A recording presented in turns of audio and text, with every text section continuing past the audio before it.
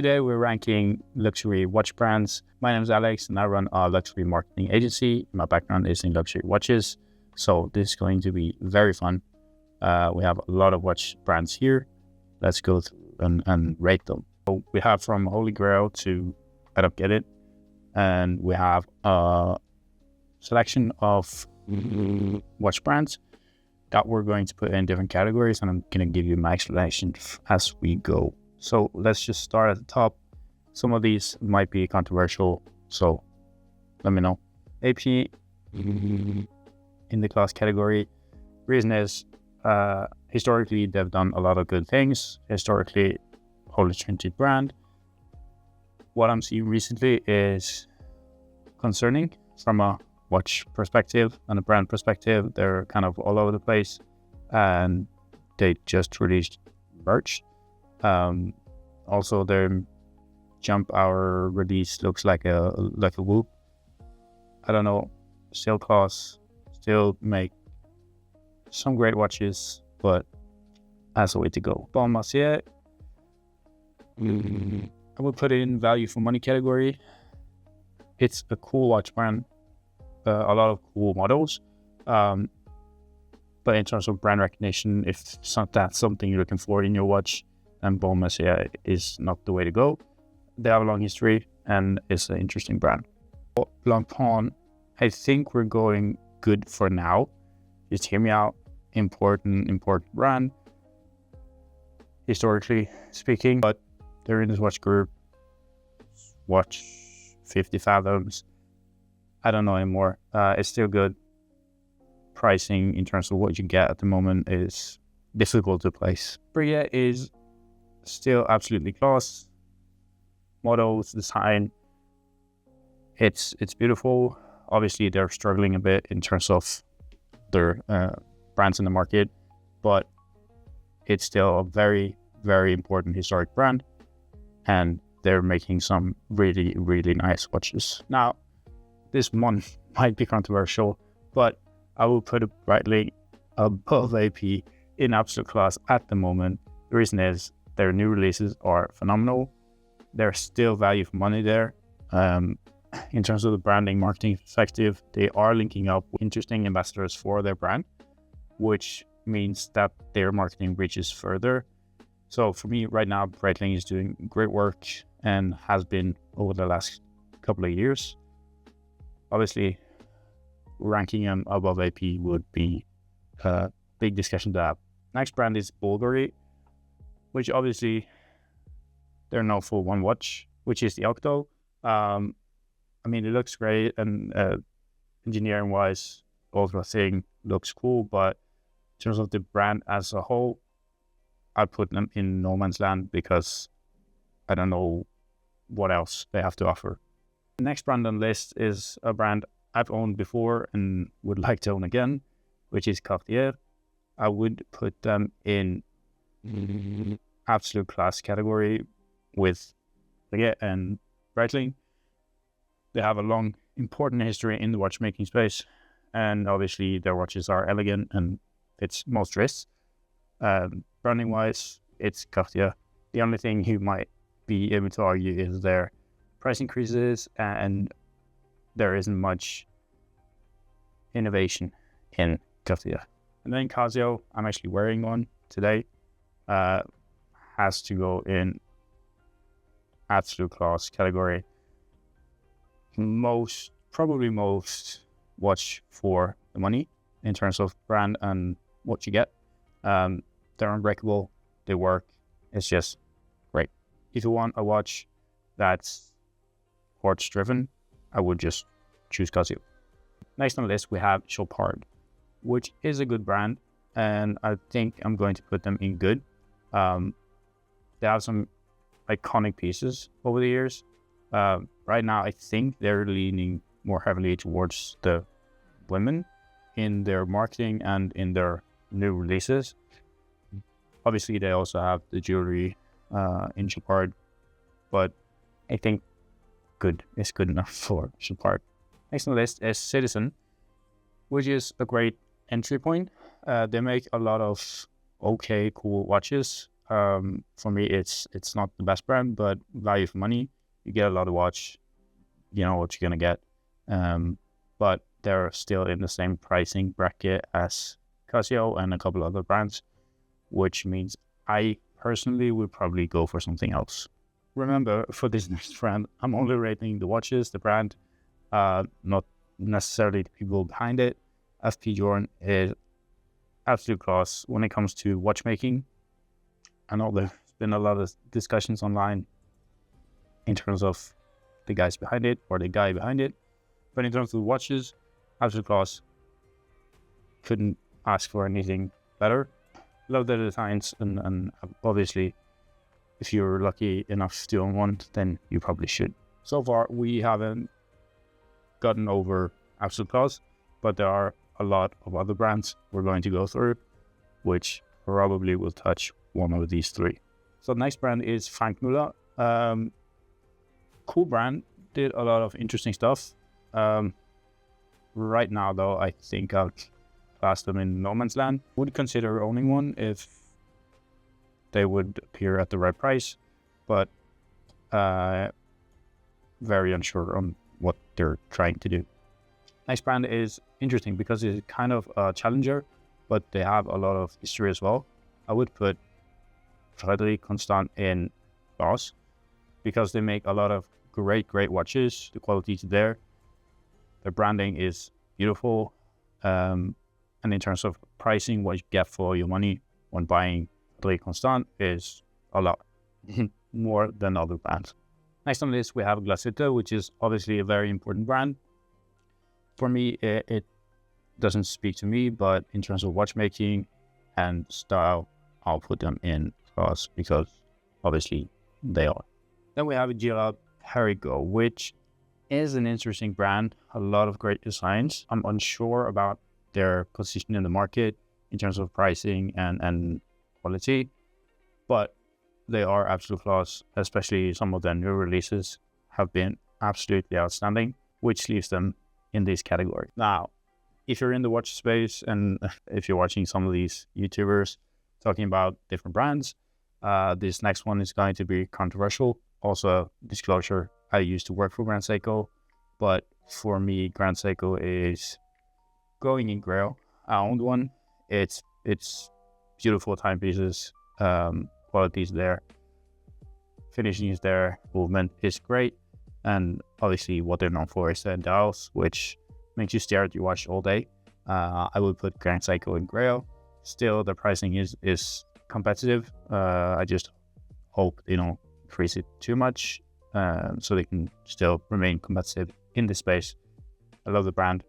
Again, I used to work for them, so I'm biased, but it's beautiful. The next one is Moser, H Moser, which goes straight to the Holy Grail. So I love Moser. Their marketing and branding in the past has been very funny and interesting. They're not doing too much of that now, but again, the watches are perfect. Tried on once, couldn't afford it, but for me, this is what I want to buy as soon as we can afford them. Such a great brand, still independent. 10 out of 10, no notes on Moser. Next brand is Hamilton, which is a lot of watch for the money, a lot of cool designs. For me, they have maybe too many watches. I can't really understand what is what, but in terms of what you get for your money when buying Hamilton, for now at least, is definitely class. Interesting to have them in the same tier as AP, but Hamilton is great and competing both in the quartz market and the automatic movement market. Next is the infamous brand Hublot. Now, I've also been watching YouTube content around watches, but for me, Hublot has never been interesting. I don't understand their pricing. I don't usually like their designs. So for me, it's just bottom of the pile.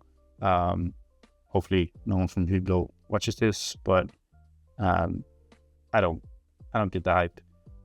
I would never buy one, and it's just not for me.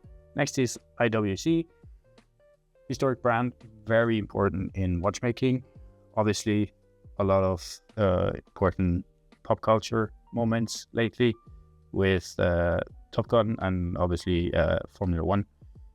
I love their watches. They seem to be struggling a bit at the moment, but for me, IWC goes in good.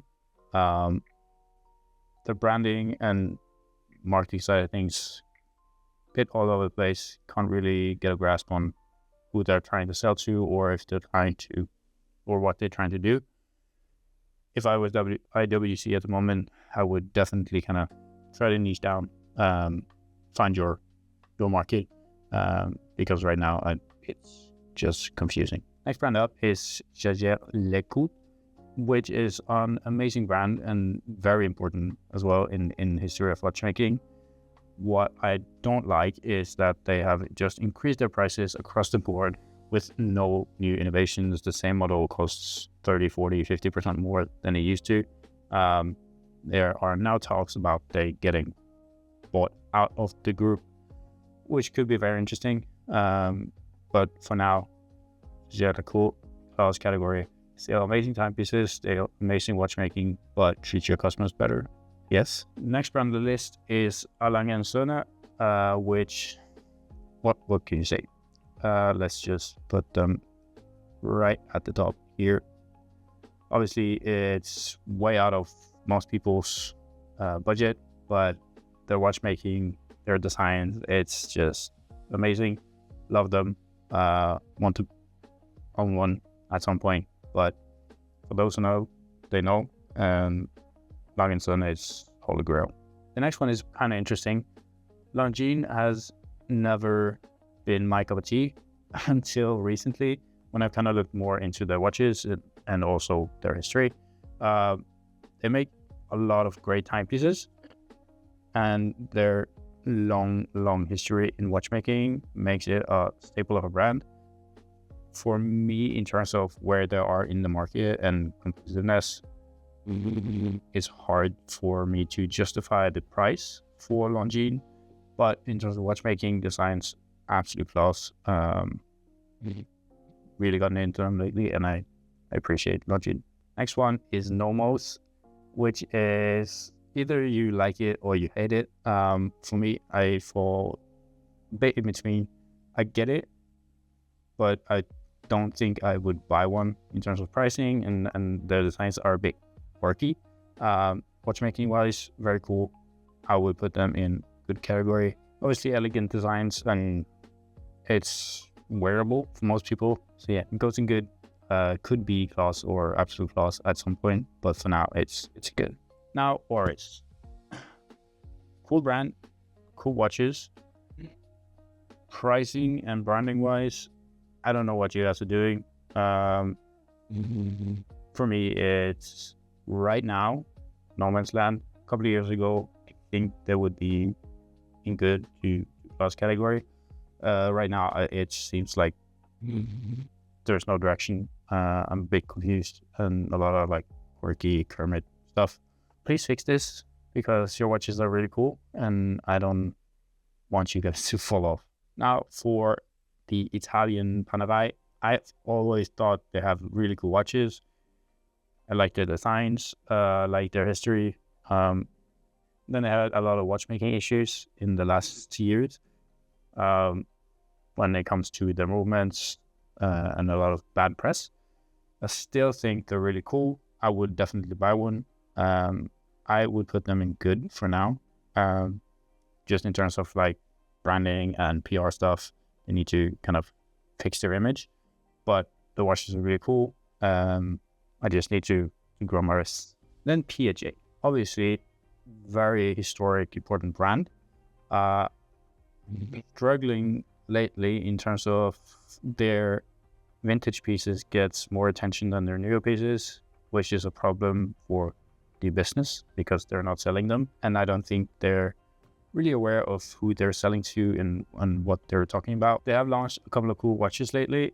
But let's be honest, the demand for Piaget watches isn't that big. And on the website, it just says price on request on all their timepieces, which makes absolutely no sense because they could just sell them. It's not like you need to wait 2-3 years before you get your PJ. I would put them good, but they need to fix a couple of things. I still think they're really cool, but their vintage pieces takes all the attention. Now for one more in the Holy Trinity, Patek Philippe, and it goes straight to Holy Grail. Here as well, I still love some of their vintage pieces. I don't think the Cubitus is a good watch. I don't like how they handle that situation as well. PR disaster, if you ask me. But disregarding that, the brand, the watches, the watchmaking, the history, the marketing, the branding, everything is just amazing, and they deserve that spot. This next one is probably going to be a bit controversial, but I have my reasons. So the next one is Richard Mille, which is obviously not in my price range. I haven't tried one on. Maybe my opinion changes when I see one in real life or try them on my wrist.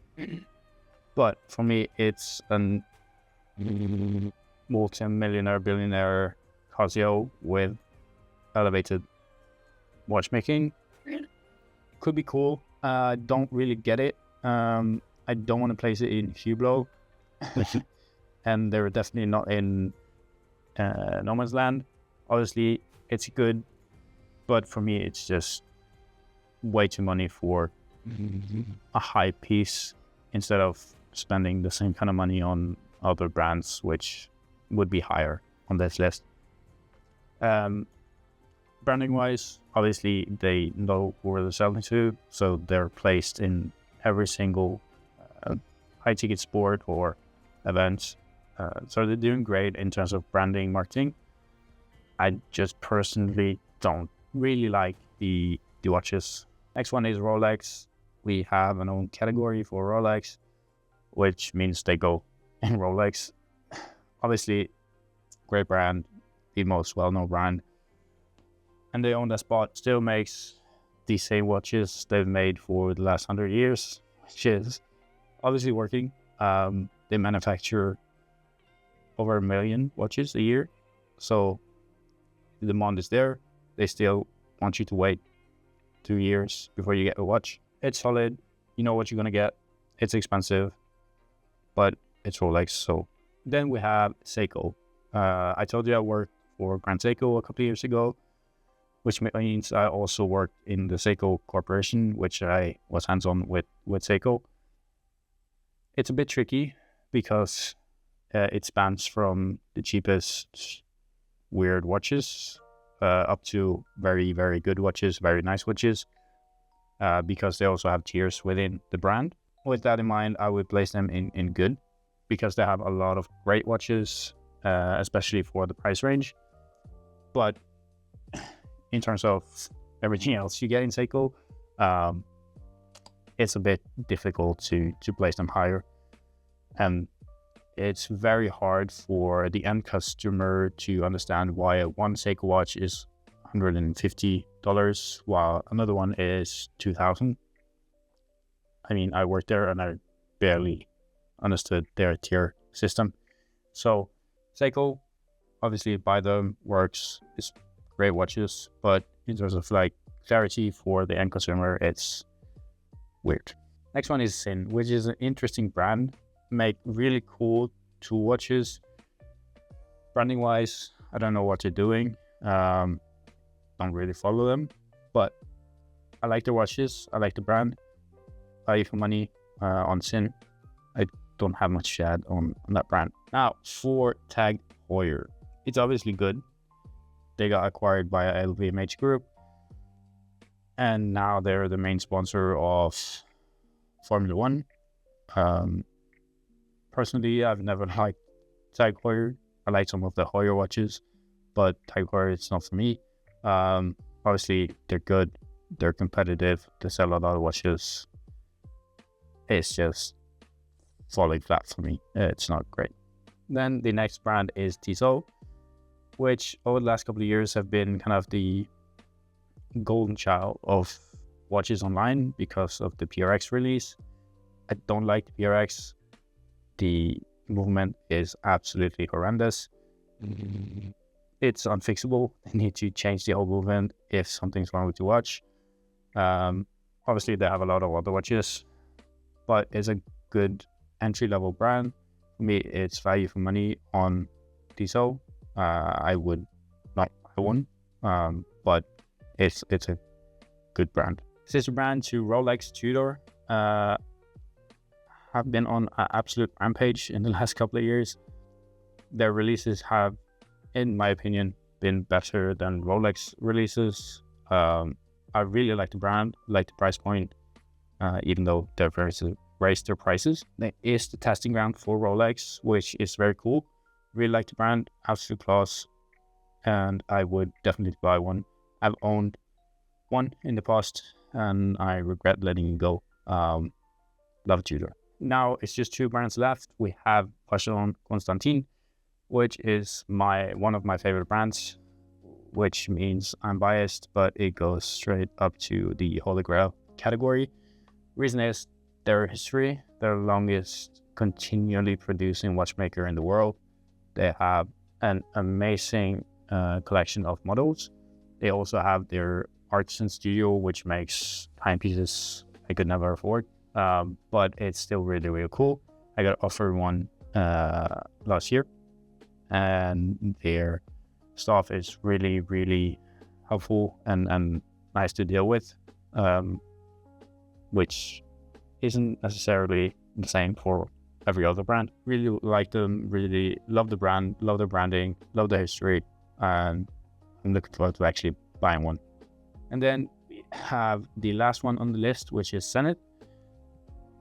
This might be controversial, but for me, Zenith goes to the gray category. I understand they have had a lot of branding and positioning issues lately in terms of who they're trying to reach, and there's a lot of new releases that doesn't really make sense in terms of their core audience. But I love the timepieces. Historically speaking, Zenith is one of the most important brands out there. Goes straight to the gray category. It's also on my shopping list to get one as soon as possible. So that's the list for now. Things might change in the next couple of years, but for now, in the Holy Grail category, we have Moser, Lange & Söhne, Patek Philippe, and Vacheron Constantin. All amazing brands. Tried two of the brands, and two of them are just out of reach. In the gray category, we have Grand Seiko and Zenith, both amazing brands, and I worked for one of them, which was an interesting experience. In Rolex, we have Rolex. In Absolute Class, we have Breguet, Breitling, Cartier, Casio, FP Jordan, Gerard Perregaux, and Tudor. And then in class category, we have AP, Frederic Constant, Glashütte, Hamilton, Jaeger-LeCoultre, and Longines. In good category, we have Blancpain, Chopard, IWC, Nomos Glashütte, Panerai, Piaget, Richard Mille, Seiko, and Tag Heuer. Interesting combination of brands. Value for money, we have Mount Massea, Citizen, Sin, and Tissot. Also, in terms of price point, two of them are very similar, and then two of them are a bit higher in terms of price point. No Man's Land, we have Bulgari, Frank Muller, and Oris. Don't know what you guys are doing. Please give me a call. And then I don't get it, it's just Hulo, because I just don't get it. This is a bit different video to what we usually do on this channel, but I hope it was interesting. And if you agree with me or not, please leave a comment and give me your opinions on this ranking. And we'll be here next week with new videos around branding, marketing, and luxury.